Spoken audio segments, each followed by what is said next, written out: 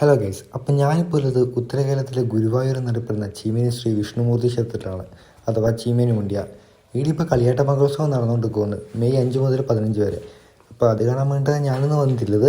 അപ്പോൾ ഞാൻ ഒരു 6 മണി സമയത്തെല്ലാം ഞാൻ എത്തിയിട്ടുണ്ടായിന്. ഞാൻ എത്തുമ്പോഴത്തേക്ക് തെയ്യലിപ്പോൾ ഏകദേശം കയ്യാനായിട്ടുണ്ടായിന്. ഇപ്പോൾ ഈ അമ്പലത്തിൻ്റെ വേറൊരു പ്രത്യേകത വെച്ചാൽ ഈ വിഗ്രഹപ്രതിഷ്ഠ ഇല്ലാത്ത അപൂർവം ചില ക്ഷേത്രങ്ങളാണ് നമ്മുടെ ചീമേനി ശ്രീ വിഷ്ണുമൂർത്തി ക്ഷേത്രം. അപ്പോൾ കുറച്ച് നേരം അവിടെ തെയ്യം കരയാൻ കണ്ട് ഞാൻ അമ്പലം കാണാൻ വേണ്ടി ജസ്റ്റ് ഒന്ന് പുറത്തേക്ക് ഇറങ്ങി വന്നു. അപ്പോൾ കുളത്തിനാടെ കണ്ടപ്പോൾ ഞാൻ കുറച്ച് നേരം ആടെ ഇതേപോലെ അങ്ങ് ഇരുന്നു. അവിടെ നല്ല വ്യൂവും കാര്യങ്ങളും കണ്ടാടിയിരുന്നു.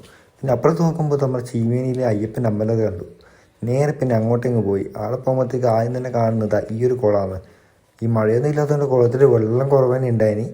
ചീമേനി തെയ്യം ആയതുകൊണ്ടൊന്നും അറിയില്ല, കാരണം മൊത്തം അലങ്കരിച്ചിട്ടുണ്ടായിരുന്നു അമ്പലം മൊത്തം.